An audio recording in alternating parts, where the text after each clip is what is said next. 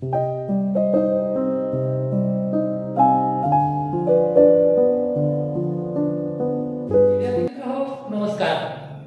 सर्व विद्यार्थ्यांचं या YouTube चॅनलवर पुन्हा एकदा मी सहर्ष स्वागत करतो. विद्यार्थी मित्रांनो, आज आपण बुद्धिमत्ता चाचणीचं 6वं प्रकरण या ठिकाणी पाहणार आहोत. या बुद्धिमत्ता चाचणीच्या घटक क्रमांक 6 मध्ये जे काही 3 उपघटक आहेत त्यापैकी पहिला उपघटक या ठिकाणी आपण पाहणार आहोत प्रामुख्याने. तो आहे 6.1 शब्द.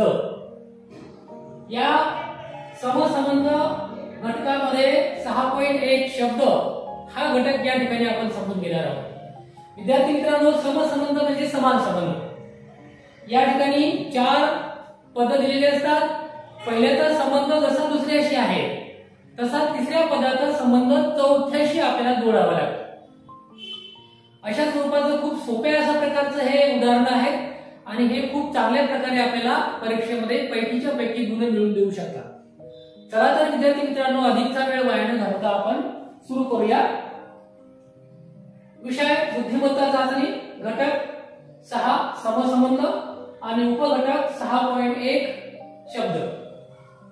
प्रश्न पहिला, मोर जसे लांडोर तर उंट जसे काय? पर्याय बघूया.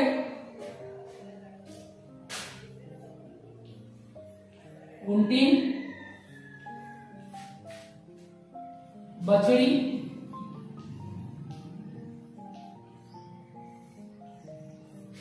तीन भाटी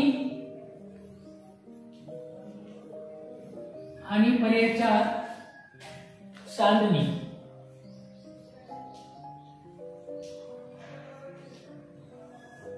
विद्यार्थी मित्रांनो, या ठिकाणी बघा शब्दांमध्ये आलेला जो काही प्रश्न आहे तो समजून घेऊया.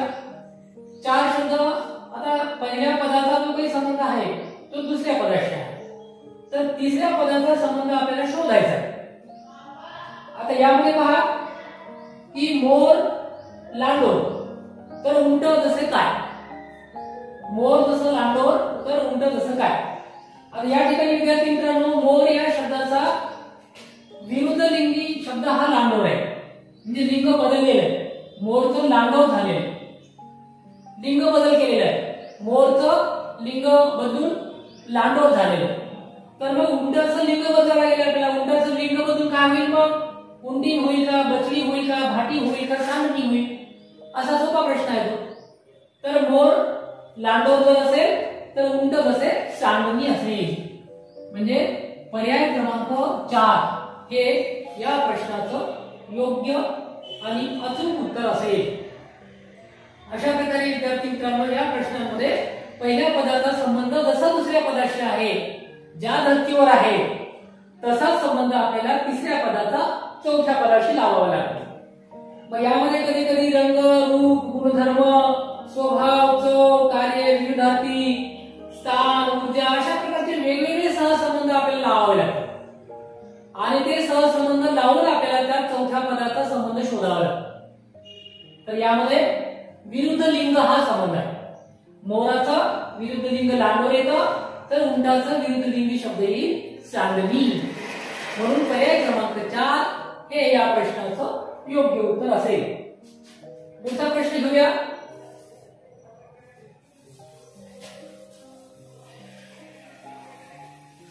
प्रश्न दुसरा घेऊया.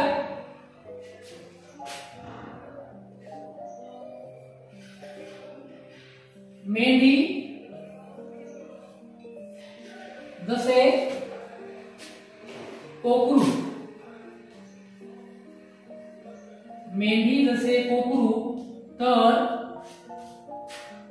हरिण जसे काय? हरिण जसे काय? आता विद्यार्थी मित्रांनो, या प्रश्नामध्ये पर्याय घेऊया. पर्याय नंबर 1 छावा. पर्याय नंबर 2 करडू. पर्याय नंबर 3 पारस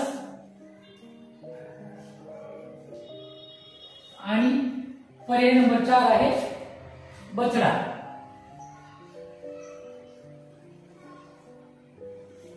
आता विद्यार्थी मित्रांनो याही पदामध्ये आपल्याला पहिल्या पदाचा संबंध जसा दुसऱ्या पदाशी आहे तसा तिसऱ्या पदाचा संबंध शोधायचा आहे. आता विद्यार्थी मित्रांनो बघा या ठिकाणी मेंढी आली आहे. आता मेंढी या शब्दाचा कोकरू असा त्यांनी अर्थ लावलेला आहे. म्हणजे मेंढीला जसं कोकरू तर हरणाला जसं काय.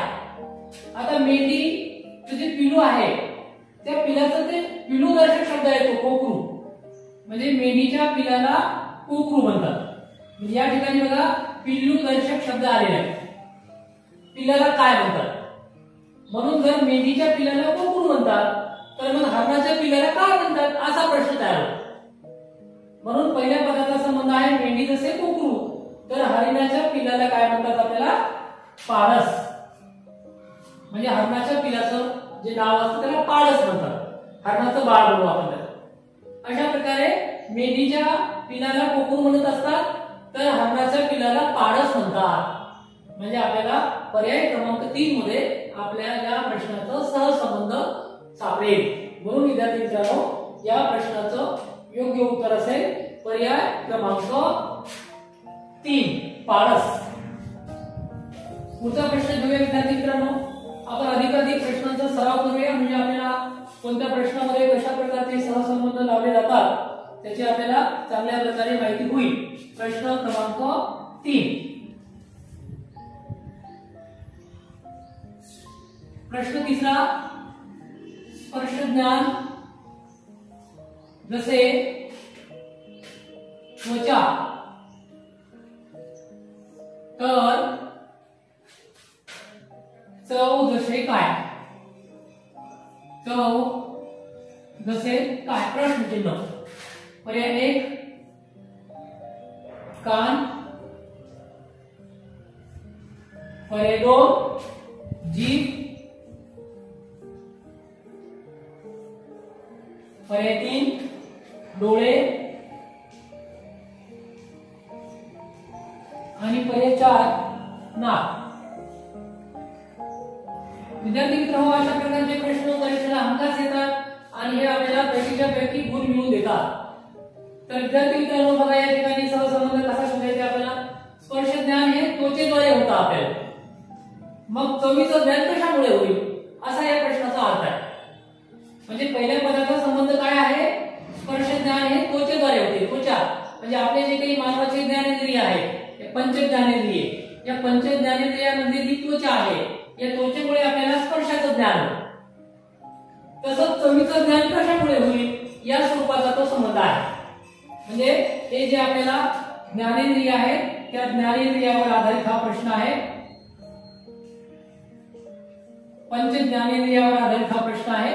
तर विद्यार्थी मित्रांनो स्पर्श ज्ञान जर त्वचेद्वारे मिळत असेल तर चवीचं ज्ञान जे असेल ते आपल्याला कशामध्ये मिळेल जिभेद्वारे मिळेल.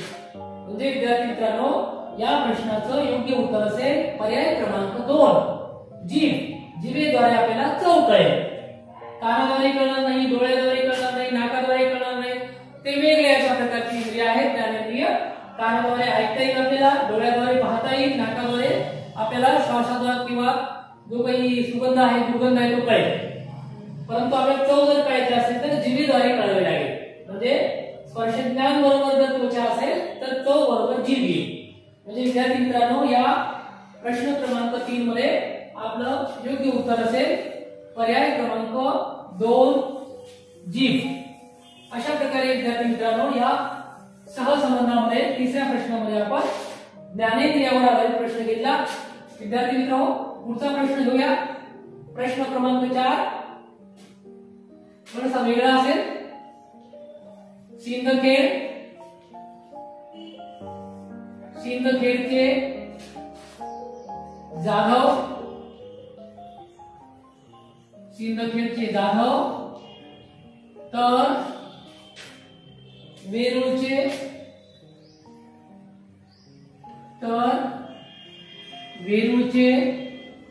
काय प्रश्नचिन्ह. पर्याय पहिला निंबाळकर,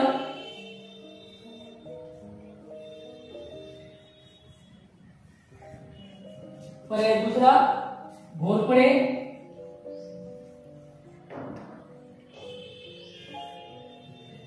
पर्याय तिसरा मोरे आणि पर्याय चौथा भोसले. आता बघा विद्यार्थी मित्रांनो, या ठिकाणी आपल्याला दिलेला जो काही संबंध आहे तो ऐतिहासिक आहे, इतिहासामधला आहे, चौथीच्या इतिहासामधला आहे, किंवा नव्हे तर महाराष्ट्रातल्या प्रत्येक व्यक्तीला, प्रत्येक विद्यार्थ्याला माहिती असणारा संबंध आहे. यामध्ये सहसंबंध कसा आहे की सिंदखेडचे प्रसिद्ध घराणे आहे जाधव घराणे. राष्ट्रमाता राजमाता जिजाऊ या सिंदखेडच्या बुलढाणा जिल्ह्यामध्ये. राष्ट्रमाता जिजाऊंचं माहेर आहे सिंदखेड आणि त्या ठिकाणचं प्रसिद्ध घराणं आहे जाधव घराणे. म्हणजे राष्ट्रमाता जिजाऊंचं घराणं आहे ते सिंदखेड राजा, बुलढाणा जिल्ह्यामध्ये, विदर्भामध्ये. तर सहसंबंध आपल्याला सहज लक्षात घ्यावा असेल की वेरूळचं प्रसिद्ध घराणं कोणतं. तर विद्यार्थी मित्रांनो, वेरूळचं प्रसिद्ध घराणे होतं भोसले घराणे. म्हणजे या प्रश्नाचं योग्य उत्तर असेल पर्याय क्रमांक 4. जर सिंदखेडचे प्रसिद्ध घराणे जाधव होते, ऐतिहासिक घराणे जाधव होते, तर वेरूळचे प्रसिद्ध आणि ऐतिहासिक घराणे भोसले होते. छत्रपती शिवाजी महाराज भोसले, छत्रपती शाहू महाराज भोसले, हे भोसले घराणं वेरूळचं आहे. म्हणजे विद्यार्थी मित्रांनो, सिंदखेडचे जसं जाधव घराणे इतिहासामध्ये प्रसिद्ध आहे, तसं वेरूळचं भोसले घराणे हेही इतिहासामध्ये प्रसिद्ध आहे. म्हणजे हा या आधारे विचारलेला प्रश्न आहे. अशा प्रकारे विद्यार्थी मित्रांनो, या प्रश्नामध्ये आपल्याला घराण्यांवर आधारित ऐतिहासिक प्रसिद्ध घराण्याचा हा प्रश्न असेल. म्हणून या प्रश्नाचं उत्तर असेल पर्याय क्रमांक 4. पुढील प्रश्न घेऊया विद्यार्थी मित्रांनो. प्रश्न क्रमांक 5.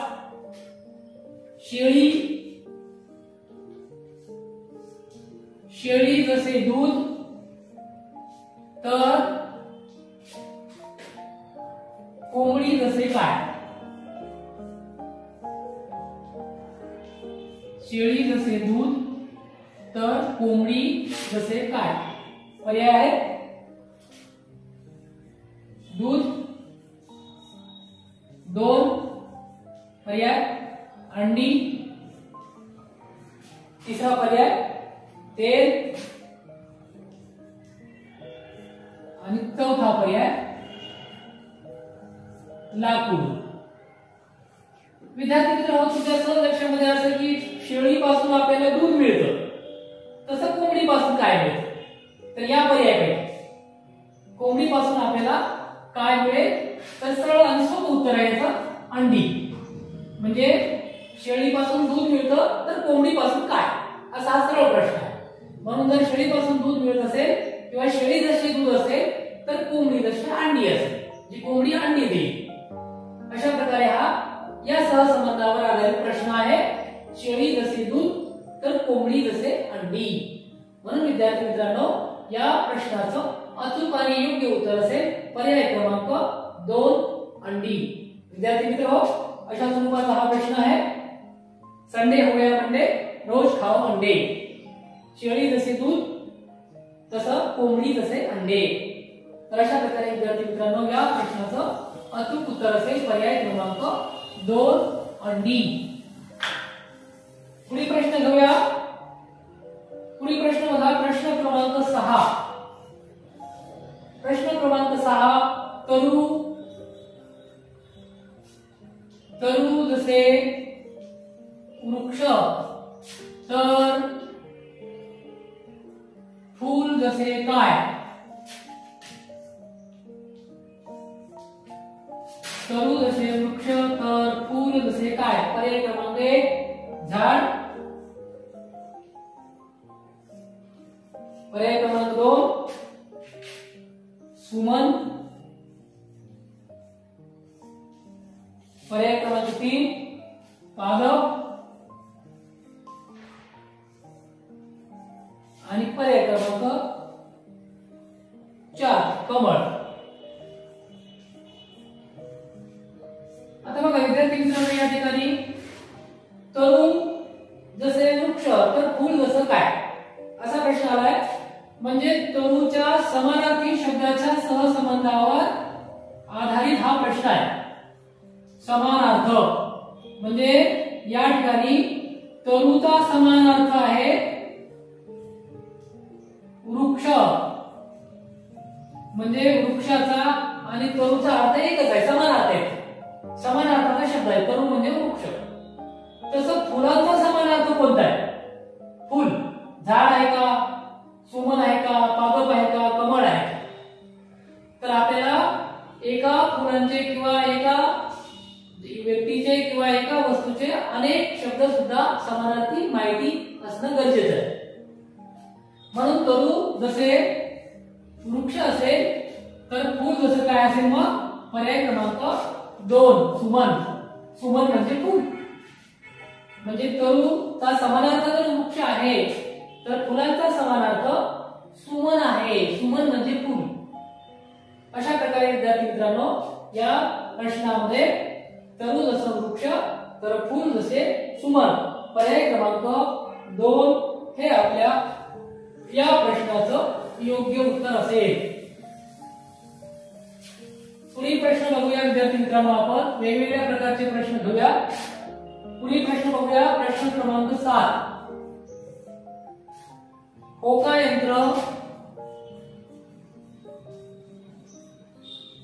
होकायंत्र जसे दिशा. होकायंत्र जसे दिशा तर घड्याळ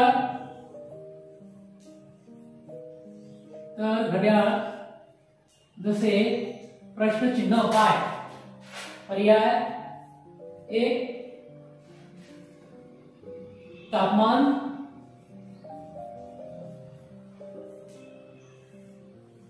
पर्याय 2 हवामान,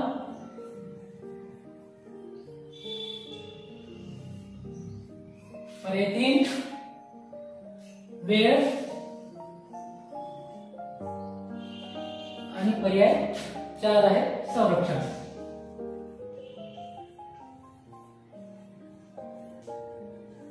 बघा विद्यार्थी मित्रांनो, होकायंत्र जसे दिशा तर घड्याळ जसं काय? म्हणजे होकायंत्र जसं दिशा दर्शवण्याचं काम करतं तसं घड्याळ नावाचं यंत्र काय करतं, या सहसंबंधावर आधारित हा प्रश्न आहे. म्हणून होकायंत्राने जर दिशा कळते, होकायंत्राने काय करते आपल्याला? दिशा. कारण होकायंत्र माहिती आहे आपल्याला की ते नेहमी उत्तर दक्षिण स्थिर असतं. पूर्वीच्या काळामध्ये भरकटलेल्या जहाजांना किंवा आताही जहाजांमध्ये मोठ्या प्रमाणावर हे होकायंत्र असतं. ते दिशा दाखवतं, उत्तर दक्षिण त्याचा काटा स्थिर असतो आणि मग त्यांना त्या पाण्यामधून मार्गक्रमण करताना सोपं जातं. तसं होकायंत्र दिशा दाखवण्याचं काम करतं. तर घड्याळ यंत्र काय करतं? तर घड्याळ काय करेल? तापमान दाखवेल का, हवामान दाखवेल का, वेळ दाखवेल का, संरक्षण करेल. तर विद्यार्थी मित्रांनो, अचूक उत्तर आहे पर्याय क्रमांक 2 वेळ दाखवेल. जर होकायंत्र दिशा दर्शवत असेल तर घड्याळ वेळ दर्शवतं. म्हणून या प्रश्नाचं उत्तर येईल पर्याय क्रमांक 3 वेळ. घड्याळ हे वेळ दर्शक आहे. घड्याळामध्ये कळतं आपल्याला किती वाजले. म्हणजे होकायंत्राने जर दिशा कळत असेल तर घड्याळाचा पर्याय येईल पर्याय क्रमांक 3 वेळ. अशा प्रकारे विद्यार्थी मित्रांनो, या सहसंबंधावर आधारित हा प्रश्न होता. त्याचा अचूक उत्तर आहे पर्याय क्रमांक 3 वेळ. पुढचा प्रश्न घेऊया विद्यार्थी मित्रांनो. पुढचा प्रश्न घेऊया. प्रश्न क्रमांक 8.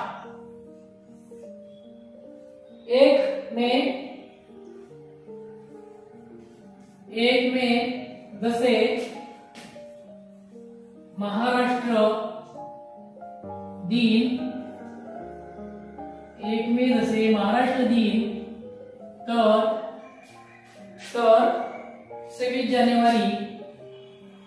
26 जानेवारी जसे प्रश्नचिन्ह काय? पर्याय 1 स्वातंत्र्य दिन,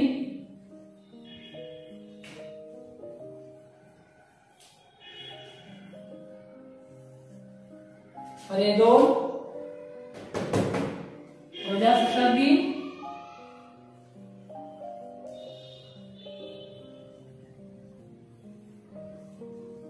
प्रजासत्ताक दिन, पर्याय 3 शांति दिन,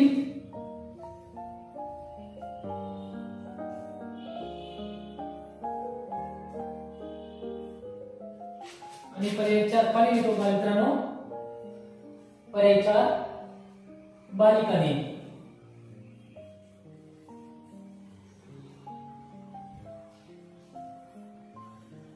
बालिका दिन. आता बघा विद्यार्थी मित्रांनो, 1 मेला जसा महाराष्ट्र दिन साजरा केला जातो तसा 26 जानेवारीला काय साजरे केले जातं या समसंबंधावर आधारित हा प्रश्न आहे. 1 मेला महाराष्ट्राच्या स्थापनेचा दिवस आहे, म्हणजे ज्या दिवशी महाराष्ट्र राज्य स्थापन झालं 1 मे 1960, म्हणून 1 मे हा दिवस महाराष्ट्रामध्ये महाराष्ट्र दिन म्हणून साजरा केला जातो. तर 26 जानेवारी या दिवशी काय असतं? मग स्वातंत्र्य दिन आहे का? नाही, कारण स्वातंत्र्य दिन आपला 15 ऑगस्ट आहे. प्रजासत्ताक दिन आहे का? तर हो, प्रजासत्ताक दिन आहे, कारण 26 जानेवारी 1950 रोजी आपल्या देशाच्या संविधानाची अंमलबजावणी झाली, म्हणून तो दिवस आपण 26 जानेवारीचा प्रजासत्ताक दिन म्हणून साजरा करतो. शांती दिन आहे का? नाही. बालिका दिन आहे का? नाही, कारण बालिका दिन हा 3 जानेवारी असतो. सावित्रीबाई फुले यांचा जन्मदिवस 3 जानेवारी बालिका दिन असतो. तर याचं योग्य उत्तर होईल विद्यार्थी मित्रांनो पर्याय क्रमांक 2, कारण जर 1 मे हा महाराष्ट्र दिन असेल तर 26 जानेवारी हा प्रजासत्ताक दिन आहे. अशा प्रकारे विद्यार्थी मित्रांनो या प्रश्नाचं योग्य आणि अचूक उत्तर होईल पर्याय क्रमांक 2 प्रजासत्ताक दिन. बालमित्रांनो पुढील प्रश्न घेऊया. अशा प्रकारे विद्यार्थी मित्रांनो वेगवेगळ्या सहसंबंधावर आधारित प्रश्न परीक्षेला विचारले जातात. आपण अधिकाधिक सराव आणि अधिकाधिक वाचन जर असेल आपलं तर मला वाटतं या प्रश्न प्रकारामध्ये आपल्याला पहिलीच्या पहिली गुण सुद्धा सहजपणे मिळवता येईल. पुढील प्रश्न घेऊया. प्रश्न 9 धारकता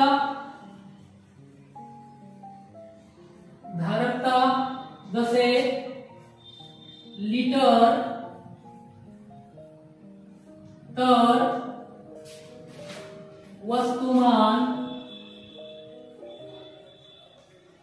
वस्तुमान जसे काय? पर्याय 1 ग्रॅम, पर्याय 2 मीटर, पर्याय 3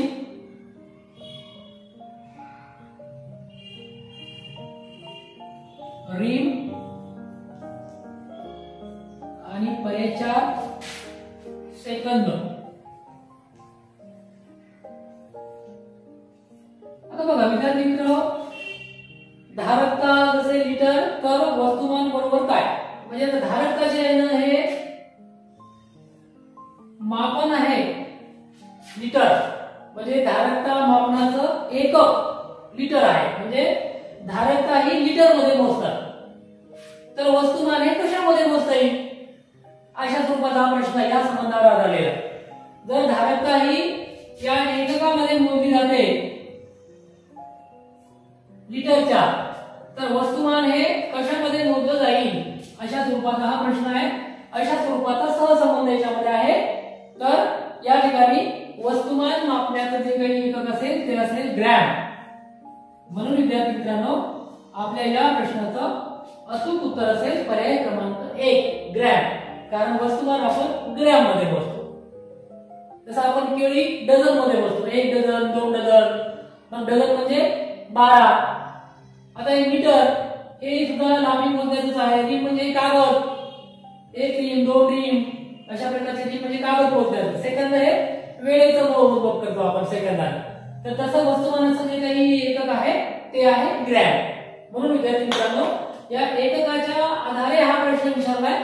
म्हणून धारक काय आहे लीटर हे एकक आहे मोजण्याचं, तसं वस्तुमानाचं एकक आहे मोजण्याचं ग्रॅम. म्हणून या प्रश्नाचं अचूक उत्तर होईल पर्याय क्रमांक 1 ग्रॅम. पुढचा प्रश्न घेऊया विद्यार्थी मित्रांनो. प्रश्न क्रमांक पुढे घेऊया. अशा वेगवेगळ्या प्रश्नांच्या आधारे आपल्याला प्रश्न परीक्षेला सुद्धा विचारले जातात. प्रश्न क्रमांक 10 उत्तर जसे दक्षिण, उत्तर जसे दक्षिण आहे ते उत्तर जसे दक्षिण तर वायव्ये जसे काय. तर वायव्ये जसे काय. प्रश्न पर्याय 1 पर्याय 1 आग्नेय,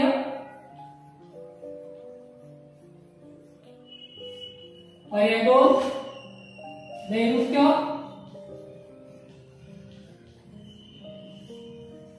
पर्याय 3 ईशान्य आणि पर्याय क्रमांक 4 पूर्व. आता विद्यार्थी मित्रांनो हा जो प्रश्न आहे तो प्रश्न दिशांवर आधारलेला आहे. म्हणजे आपल्याला आधी दिशा या ठिकाणी काढून घ्यावं लागतील. आता समजा आपण या ठिकाणी दिशा काढल्या तर लक्षात ठेवायचं नेहमी की आपल्या उजव्या हाताची दिशा जी असते ना ती नेहमी पूर्व दिशा असते. आपल्या डाव्या हाताची दिशा असते ना ती नेहमी पश्चिम दिशा असते. पूर्व पश्चिम. आपल्या वरची दिशा जी असते ना ही नेहमी उत्तर असते आणि त्याच्या बाजूची जी असते दिशा ती खालची ती दक्षिण असते.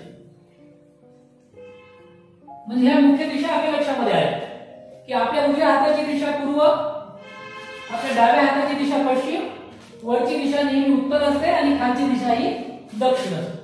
आता या दोघांच्या मधल्या उपदिशा सुद्धा आपल्याला माहिती पाहिजे कारण प्रश्न त्याच्यावर विचारलाय. आता सर्वसामान्य लक्षात येईल तुमच्या की उत्तर जसे दक्षिण काय बघा. उत्तर दक्षिण म्हणजे विरुद्ध दिशा विचारलेली आहे. इकडं आणि इकडची दिशा आहे म्हणजे ही विरुद्ध दिशा विचारलेली आहे की उत्तरेची विरुद्ध दिशा दक्षिण आहे तर वायव्येची विरुद्ध दिशा कोणती असा प्रश्न आहे. मग आपल्याला या ठिकाणी ह्या उपदिशा माहिती असणं गरजेचं आहे. कोणकोणत्या आहेत त्या आता बघा. इकडे इकडे ईशान्य, आग्नेय, वायव्य आणि नैऋत्य. आता बघा विद्यार्थी मित्रांनो नेहमी लक्षात ठेवायचं या ठिकाणी उत्तर दक्षिण उद म्हणजे उत्तर दक्षिण, इपुआ म्हणजे ईशान्य पूर्व आग्नेय उजव्या साईडला आणि डाव्या साईडला वापनय म्हणजे वायव्य पश्चिम नैऋत्य. उद इपुआ वापनय उत्तर दक्षिण, ईशान्य पूर्व आग्नेय आणि वापनय म्हणजे वायव्य पश्चिम नैऋत्य. म्हणजे इकडे उद इपुआ म्हणजे ईशान्य पूर्व आग्नेय, वापनय म्हणजे वायव्य पश्चिम नैऋत्य. आता प्रश्न या विरुद्ध दिशेच्या आधारे विचारला. उत्तर जसं दक्षिण असेल तर वायव्य जसं काय येईल बघा. इकडे जर दिशा आहे वायव्य तर याच्या विरुद्ध दिशा इकडे आग्नेय कारण ईशान्येची विरुद्ध दिशा इकडे नैऋत्य येईल. म्हणजे जर उत्तर जसे दक्षिण असेल तर वायव्य जसे आग्नेय असेल कारण विरुद्ध दिशा विचारलेली आहे आपल्याला. म्हणजे विद्यार्थी मित्रांनो या प्रश्नाचं अचूक उत्तर होईल पर्याय क्रमांक 1. पर्याय क्रमांक 1 हे या प्रश्नाचं योग्य उत्तर होईल कारण त्यांनी विरुद्ध दिशा विचारलेली आहे. अशा प्रकारे विद्यार्थी मित्रांनो हा प्रश्न दिशांवर आधारलेला होता आणि आपल्या सर्व विद्यार्थी मित्रमैत्रिणींच्या दिशा आणि उपदिशा पाठ असणं खूप गरजेचं आहे. याशिवाय आपल्याला काही प्रश्नाचं उत्तर काढता येणार नाही. पुढील प्रश्न घेऊया विद्यार्थी मित्रांनो. प्रश्न 11वा.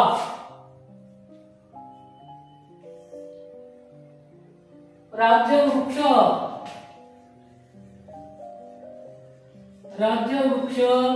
बरोबर आंबा. राज्यवृक्ष बरोबर आंबा. तर राज्य प्राणी बरोबर काय? तर राज्य प्राणी बरोबर काय? प्रश्नचिन्ह. पर्याय क्रमांक 1 वाघ. पर्याय क्रमांक 2 शेकरू. पर्याय क्रमांक 3 सिंह. आणि पर्याय क्रमांक 4 मोर. आता विद्यार्थी मित्रांनो, हा जो प्रश्न आहे ना, तो आपल्या महाराष्ट्र राज्याच्या संदर्भाने विचारलेला आहे की महाराष्ट्र राज्याचा राज्यवृक्ष हा कोण आहे? तर तो आंबा आहे. म्हणजे महाराष्ट्र राज्याचा राज्यवृक्ष जर आंबा असेल तर महाराष्ट्र राज्याचाच राज्य प्राणी कोणता आहे? म्हणजे हा प्रश्न महाराष्ट्र राज्याच्या राज्य प्राण्यावर आधारित आहे. आणि आपल्याला आपल्या राज्याचा राज्य प्राणी कोणता, राज्य फूल कोणतं, राज्य वृक्ष कोणता, राज्याची भाषा कोणती, राज्याची स्थापना केव्हा झाली, हे सगळं माहिती पाहिजे. म्हणजे माझ्या मित्रांनो, राज्याचा वृक्ष जर आंबा असेल, महाराष्ट्र राज्याच्या संदर्भाने प्रश्न आहे की राज्य वृक्ष जर आंबा असेल तर राज्य प्राणी कोणता? आता सिंह हा राष्ट्रीय प्राणी आहे. म्हणजे आपल्या देशाचा प्राणी आहे तो. म्हणजे शिवनेरी याच्यामध्ये नाही आहे कारण तो राष्ट्रीय प्राणी आहे. शेकरू हा राज्य प्राणी आहे. म्हणजे महाराष्ट्र राज्याचा राज्य प्राणी शेकरू आहे. आणि शेकरू हा एक खारीच्या जातीचा प्राणी आहे. जशी खार आहे आपली खारुताई, तसं ही मोठी खार आहे. आणि ही प्रामुख्याने पुणे जिल्ह्यामध्ये भीमाशंकरच्या डोंगरात आढळते. पुणे जिल्ह्यामध्ये भीमाशंकरचे जे डोंगर आहे त्या डोंगरामध्ये विशेष करून शेकरू नावाचा हा खारीचा एक प्रकार आहे. मोठी अशी खार आहे एवढी. ती खार म्हणजे महाराष्ट्र राज्याचा राज्य प्राणी. कारण हा भारताचा राज्य प्राणी होता.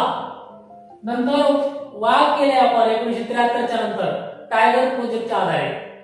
आणि मोरसर हा राष्ट्रीय पक्षी आहे आपला, राष्ट्रीय पण म्हणजे राष्ट्रीय सगळे आहे आणि हा राज्य आहे.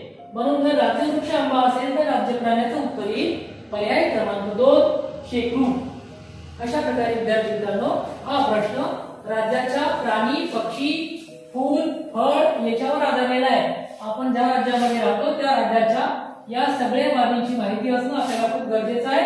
आणि ज्या देशामध्ये राहतो त्या सुद्धा सर्व प्रकारची माहिती आपल्याला असावी लागते. प्रश्न घेऊया पुढचा. प्रश्न 12वा. गुढीपाडवा.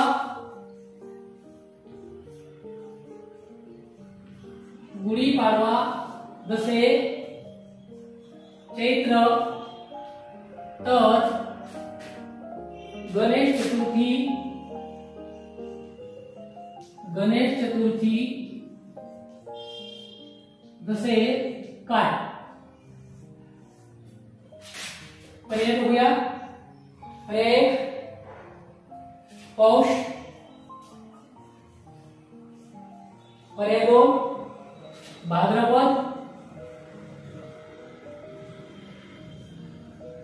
पर्याय 3 श्रावण. पर्याय 4 माघ. आता विद्यार्थी मित्रांनो, हा सण जो आहे ना तो मराठी महिन्यात विचारला. म्हणजे मराठी महिने सुद्धा आपल्याला पाठ पाहिजे. मराठी महिने एका कोणते आहेत, त्यानंतर किती दिवसाचे आहेत, इंग्रजी महिने किती दिवसाचे आहेत हे सुद्धा पाठ पाहिजे. या सर्व संबंधावर आधारित सुद्धा कधी कधी परीक्षेला प्रश्न विचारतात. आता बघा, गुढीपाडवा हा जर मराठी चैत्र महिन्यामध्ये येत असेल तर गणेश चतुर्थी हा सण कोणत्या मराठी महिन्यात येतो?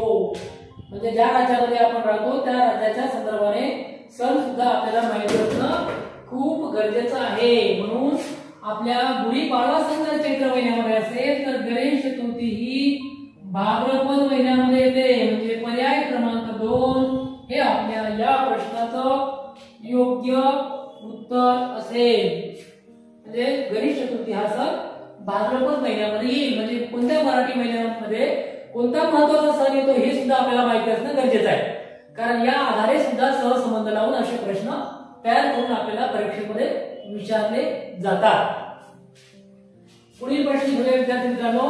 आपण पुढच्या प्रश्नामध्ये बघूया. सहसंबंधाच्या आधारे सहसंबंध आपल्याला जोडायचा आहे. पुढचा प्रश्न आहे प्रश्न क्रमांक 13. गुजरात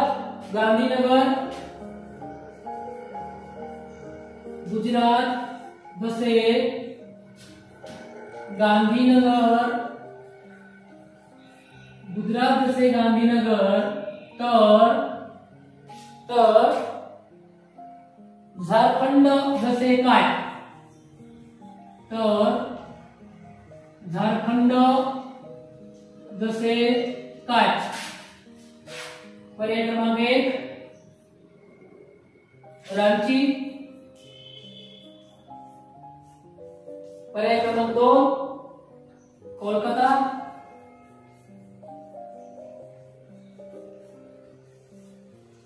पर्याय क्रमांक 3 पटना आणि पर्याय क्रमांक 4 आहे शिमला. आता विद्यार्थी मित्रांनो हे प्रश्न बघितला की तुमच्या लक्षात आलं असेल वया राजधानीवर आधारलेला प्रश्न. म्हणजे आपल्या भारतामध्ये कोणकोणते राज्य आहेत त्याची राजधानी कोणते. जसं महाराष्ट्राची राजधानी मुंबई तसं त्या धर्तीवर हा प्रश्न विचारलाय. जसे गुजरातची राजधानी जर गांधीनगर असेल तर प्रश्न आलाय झारखंडची राजधानी कोणती. म्हणजे आपल्याला भारतातल्या सर्व घटक राज्यांच्या राजधान्या माहिती असणं पाठ असणं गरजेचं आहे. म्हणून गुजरातची राजधानी आहे गांधीनगर तर झारखंडची राजधानी आहे रांची. म्हणजे पर्याय क्रमांक 1 हे आपल्या या प्रश्नाचं योग्य उत्तर आहे. कारण कोलकाता ही पश्चिम बंगालची राजधानी आहे, पटना ही बिहारची राजधानी आहे आणि शिमला ही हिमाचल प्रदेशची राजधानी आहे. म्हणजे राज्याच्या राजधानीवर आधारलेला हा प्रश्न आहे. म्हणून जर गुजरातची राजधानी गांधीनगर असेल तर या प्रश्नामध्ये झारखंडची राजधानी आपल्याला विचारली आणि झारखंडची राजधानी आहे रांची. तुमचा आवडता क्रिकेटर महेंद्र सिंग धोनीचं हे गाव आहे रांची. जे आपल्या प्रश्नाचं योग्य उत्तर असेल. अशा प्रकारे विद्यार्थी मित्रांनो या सहसंबंधावर आधारित प्रश्न होता हा की तुमच्या राज्याच्या राजधानी तुमच्या पाठ असणं गरजेचं आहे. जसं तुम्ही मराठी महिने पाठ केले ना तसे राज्य आणि त्याच्या राजधानी सुद्धा पाठ करून टाका. 14वा प्रश्न घेऊया विद्यार्थी मित्रांनो.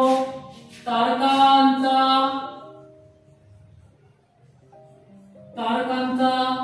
जसे पुंज तसे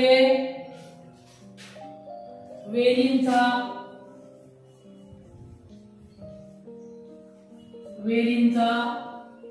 काय? प्रश्नचिन्ह. पर्याय 1 पुंज, पर्याय 2 बन, पर्याय 3 बेट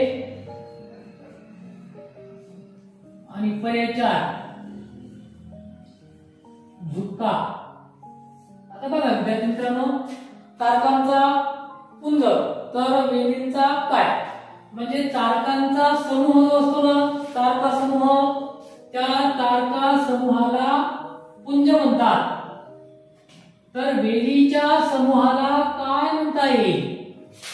म्हणजे हा समूहावर आधारित प्रश्न आहे.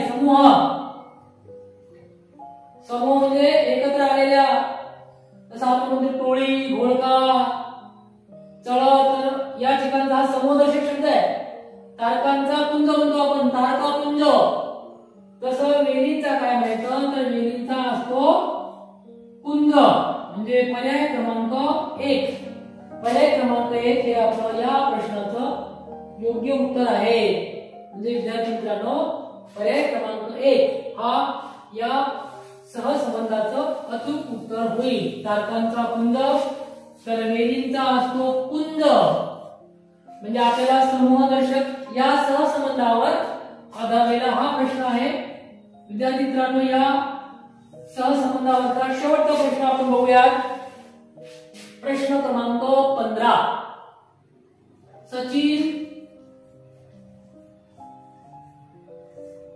सचिन तेंडुलकर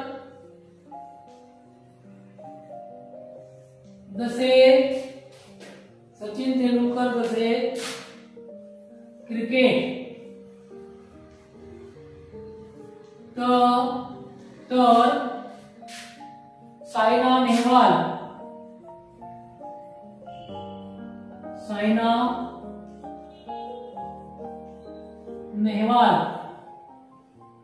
जसे काय? पर्याय 1 बॅडमिंटन,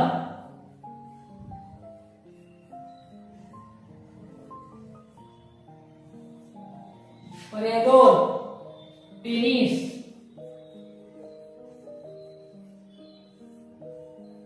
पर्याय 3 हॉकी आणि पर्याय 4 वेट लिफ्टिंग.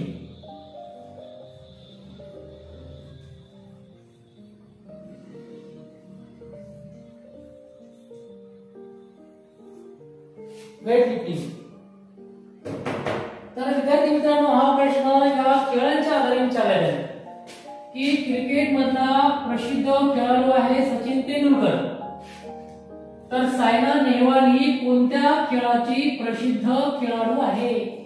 म्हणजे विद्यार्थी मित्रांनो, आपल्याला या प्रश्नाच्या आधारे तुम्हाला महत्त्वाचे खेळाडू सुद्धा पाठात दिले की क्रिकेट मध्ये जसं सचिन तेंडुलकर आपण नाव घेतो, विराट कोहलीचं नाव घेतो, महेंद्रसिंग धोनीचं नाव घेतो, काही बॉलर बॅट्समन पुन्हा त्याच्यामध्ये असतं वर्गीकरण सहसंबंध. तसं जर सचिन तेंडुलकर क्रिकेटमध्ये महत्त्वपूर्ण खेळाडू आहे किंवा ऐतिहासिक खेळाडू आहे किंवा तो क्रिकेटचा खूप महत्त्वाचा खेळाडू आहे, तसं सायना नेहवाल ही कोणत्या खेळाची प्रसिद्ध खेळाडू आहे या दृष्टीने. मग ती बॅडमिंटनची आहे का टेनिसची आहे का हॉकीची आहे का वेट लिफ्टिंगची आहे, यावर आधारलेला हा प्रश्न आहे. म्हणजे तुम्हाला विद्यार्थी मित्रांनो, प्रसिद्ध खेळाडू आणि खेळ हे सुद्धा माहिती असणं गरजेचं आहे. म्हणजे तुम्हाला हे सुद्धा अपडेट असलं पाहिजे तुमचं, तर तुम्हाला सहसंबंधावर सहज याचं उत्तर काढता येईल. तर सचिन तेंडुलकर जसे क्रिकेट, तर सायना नेहवाल जसे बॅडमिंटन, कारण सायना नेहवाल ही बॅडमिंटन खेळाशी संबंधित आहे किंवा बॅडमिंटन खेळाडू आहे. म्हणजे विद्यार्थी मित्रांनो, या प्रश्नाचं योग्य अचूक उत्तर होईल पर्याय क्रमांक 1. तर अशा प्रकारे विद्यार्थी मित्रांनो, सहसंबंधावर वेगवेगळे प्रश्न विचारतात. आपण अधिकाधिक तयारी करा, अधिकाधिक चांगल्या प्रकारे आपल्याला मार्क मिळतील आणि अधिकाधिक सरावातूनच हे शक्य आहे. आपण शेवटपर्यंत हा व्हिडिओ ऐकल्याबद्दल, पाहिल्याबद्दल आपल्या सर्वांचे मनपूर्वक धन्यवाद. जर व्हिडिओ आवडला असेल तर लाईक करा, काही अडचण वाटली तर कमेंट करा. आपला जर चॅनलला तुम्ही आतापर्यंत सबस्क्राईब केलं नसेल तर सबस्क्राईब करा, आपल्या मित्रांना शेअर करा. पुनश्च सर्वांचे मनपूर्वक धन्यवाद. जय हिंद, जय महाराष्ट्र.